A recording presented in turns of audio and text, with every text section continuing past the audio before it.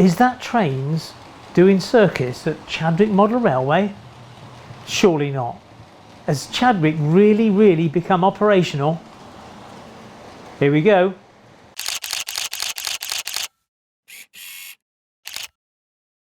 Hi, welcome back to Chadwick Model Railway. I'm Charlie. Progress on the layout has actually been quite slow of late, and that's because of a backlog at art printers, because they're the guys that print my back scene. John, because of the situation, let's say, has been inundated with orders and therefore couldn't complete one that I wanted. Now this back scene that runs right along here used to end with this section here, which is the end of a power station running down into a river. Now, because they never made a subsequent back scene to go on the end of this one, when I installed it, I cut it off so I wouldn't have the cooling tower or the river, because I thought it would be hard to match it up. Now, I spoke to John and sent him a photograph of where I'd cut it and asked him what he could do. And as good as gold, John then got a back scene called Into the Town and then cloned on the clouds so that it would meet with this one. So hopefully you can see that this cloud section will meet up with that on the power station. So all being well, but sadly there was a problem with the back scene in as much as there's that big,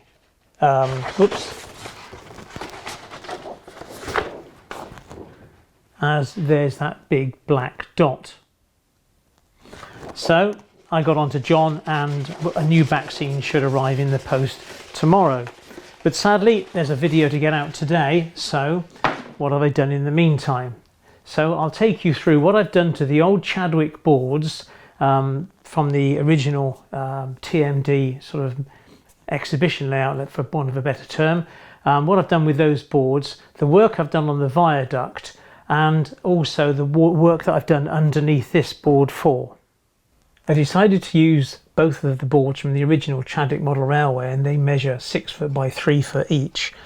So I took them out into the garden once I stripped off all the electrics and the electronics from the back end, applied a lot of water, got all the track off, scraped all the ballast to kind of recycle them into the new layout, and then back to the good old Hobbycraft brown paint again and give them a bit of a tarting up to make them look a little bit more in keeping.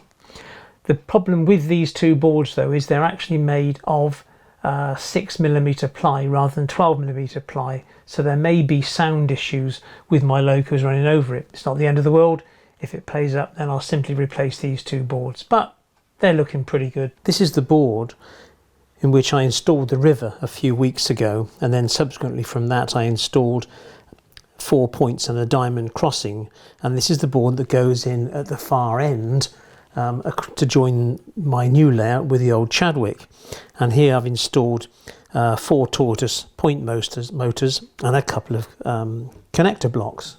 I did a video on these connector blocks a few weeks ago, and then they subsequently sold out on Amazon, but they are back in, and there should be a link in this show more tab of where you can get these, and they're around about £10 for 5, and they come quite simply like this, and there's a small cover over the front, numbered 1 to 12, and then you get red and black shorting links to run across the top, and obviously you just need to pop one power supply in, and then you have your 12 feeds. Or in this case what I've done is I've actually cut the link in half, so half red and half black, so I can split purpose it. So for the outer district, all the negatives come off one block and the positives on the other. It's quite a functional bit of kit, really. It's quite good. As you can see, I've also turned to using ferrules now on my cable connections whenever I can, because just twisting bits of wire and then poking them in isn't really a satisfactory way of doing business, whereas these things here go in and they stay in, and you know that it's got a positive action, and there's a little bit more. I know I'm a bit obsessive with my wiring, but it is a bit more professional. Turning to the points, they're 4 standard tortoise slow action point motors, and I have a strange way of numbering my boards, I suppose, but this is board 4, so therefore anything on it starts with a 4. So this is point 41, 42, 43 and 44, it just makes more sense to me to find where stuff is, if that makes any sense. And I've put these cables in these little bags labelled up, and that's to aid with a mimic panel later, so I don't have to go back and solder new wires on. It's just a case of getting under the board, pulling this out, and these will be the mimic cables required should I need to operate, so I can have an LED readout of which routes are set for my locos. Yeah, and with these points, all these cables that just come off, I wire them up with blue and yellow to change the point. And if I just find point number 44,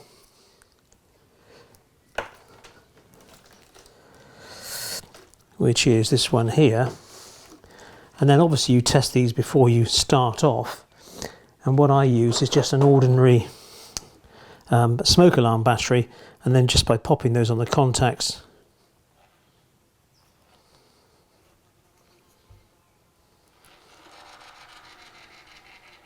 and the point goes across. It's an easy way of testing them, and obviously you test them before you install them to make sure everything's okay. The last thing I want to do is wire this all up, get it installed, and find that the point motors don't actually work. So coming off of this board, which will be against the wall now, I've got the 4 sets of cables for these point motors, and also 3 red cables, which are the power supplies that will go into 3 different blocks. As you are aware, I'm into block detection, and the 3 straight tracks underneath here will go into blocks, so I need a separate feed for those. All the points I don't use as blocks, so the points naturally come off of these connector blocks here. And now looking down to the other end of the layout, there's a little siding which I kind of used as a parcels head shunt, and I've installed on it a modified Gauge Master buffer stop light. Originally they come with 2 lights, but if you only want one, it is possible to snip off the top one, but just be careful. And then to test it with a 9-volt battery as usual, and it works fine. I've done a small cut in the track there because of block detection, otherwise it would show the block as occupied. And with a little bit of glue, the buffer stops in, and we're kind of good to go. There was this lump of Celotex left behind the viaduct, so what I thought I would do is I got 2 old pieces of cliff face and glued those on with a kind of a wood type glue, but I wanted to leave the large hillside free to move, and then to paint up the Celotex as a bit of ground cover. Obviously there's always the good old choice of Hobbycraft Ready Mix Brown. The power to the track to the far side of the viaduct has been intact for quite some time, but on this side things are a little different, and there are 2 medium radius right hand electro frog points here that run through a diamond crossing, and obviously there's 2 tortoise point motors underneath, and all these need to be connected up and powered. So what I thought I would do to allow easier fault finding should I wish to disconnect these items from the system was to wire them both into 2 12-way quick connection chocolate blocks. And the way to wire these up is that these are the male side of this push together system, and it's the female side that has the power. So when you disconnect them, you haven't got 12 volts or 15 volts sitting on these pins waiting for you to short them out by dropping a pair of pliers.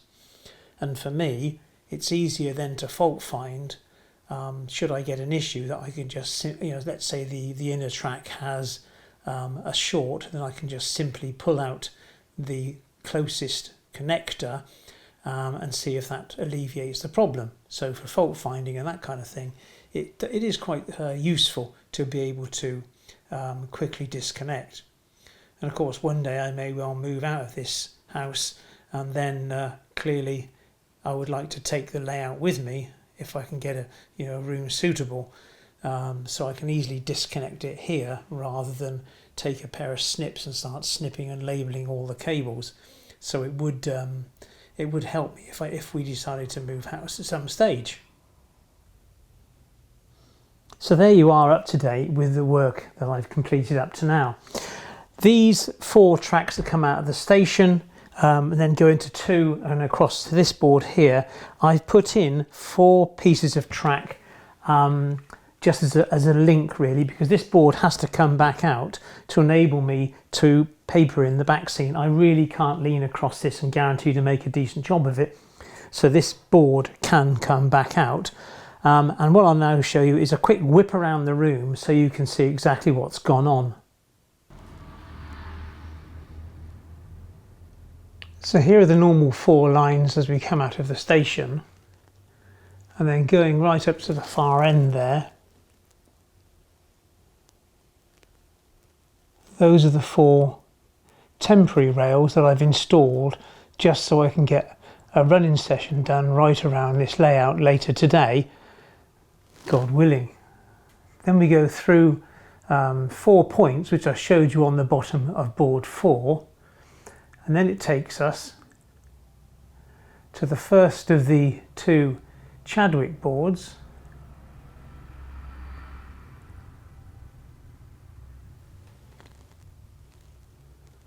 then the next Chadwick board, then all the way around to the other side until we eventually link up with the far board, which then goes into the viaduct. Now looking at the layout from the other side, the first sort of 2'6" of this board here is scenics, whereas from this area plus about this piece here will become the Fiddle Yard, and there will be a background along here, some kind of retaining wall. Here will be the Fiddle Yard, and then eventually on top of the Fiddle Yard will become the area for the branch line to go. So the layout itself will actually come out much further out to here, but I'll be able to work on it both sides, so I can, you know, do the scenics for this lot from that side, and then the maintenance of the Fiddle Yard and the building of the branch station from here. So what I want to do today is I want to run 2 lines from up the top there straight through this board and then onto the viaduct, so I can have some trains running around. And the reason is I want to test out those points over there and to make sure this track runs perfectly smoothly before we go any further. I might have a couple of problems with the track I used to bridge between boards 3 and 4 because it's just a gash bit of track and I kind of basically only loosely glued it down. It's not a perfect fit, but it was just enough to get around before I have to remove that board 4 again, fit the back seam, remove these 2 boards and pull them back to enable me to get to the wall and refit them, and then I'll be able to fit the track properly and make a much better job of it. But in the meantime, that's what I intend to do. Now, a friend of mine from the Model Railway Club down in deepest darkest Somerset, down in West Camel, he did away with his loft layout, and he had quite a lot of spare Pico Code 100 set track. And for a Fiddle Yard, because it's not flexible, this really is the ideal stuff to use. So what I intend to do is just run 2 lanes straight through there and see if I can get a couple of locos pulling some trains, so we get a bit of train action. Well, that was reasonably straightforward. And there are only 1 set of droppers on each of the tracks, so the wiring is straightforward, albeit a bit of a pickle underneath the main board. So what does it run like?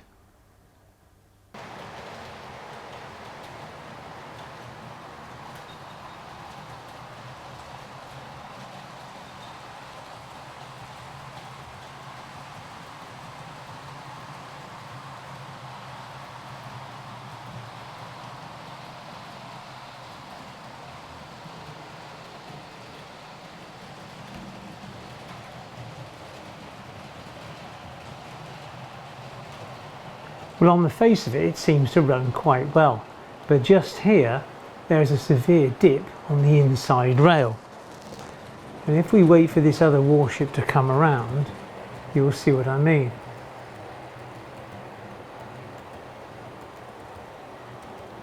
And I think it's just here.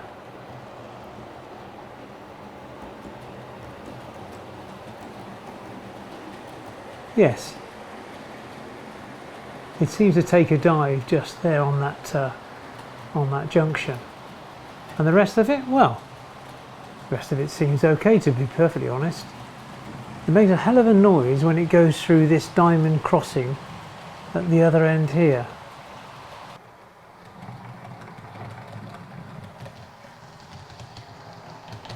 And if you can figure out a way of dimming these lights with a lens silver plus chip, please let me know, because I can't seem to do it.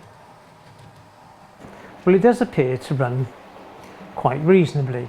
There is this one suicidal Mark 1 Bachmann coach, which just clearly will not go through one of those points, but it's either a back-to-back issue, or I need to just file away the switchblade on the point, which is kind of no big deal.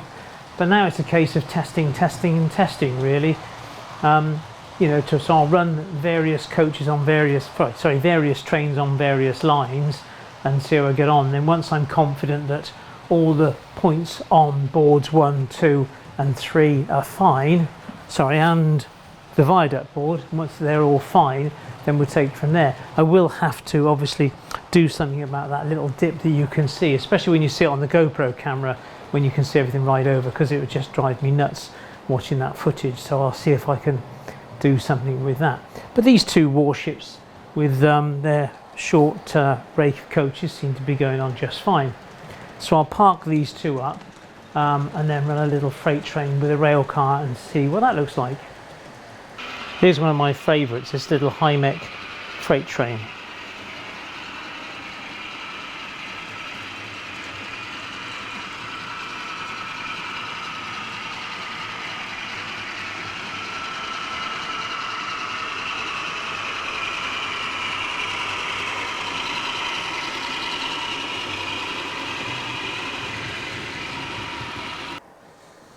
And if you watched last week's video, here's the brake van in all its glory.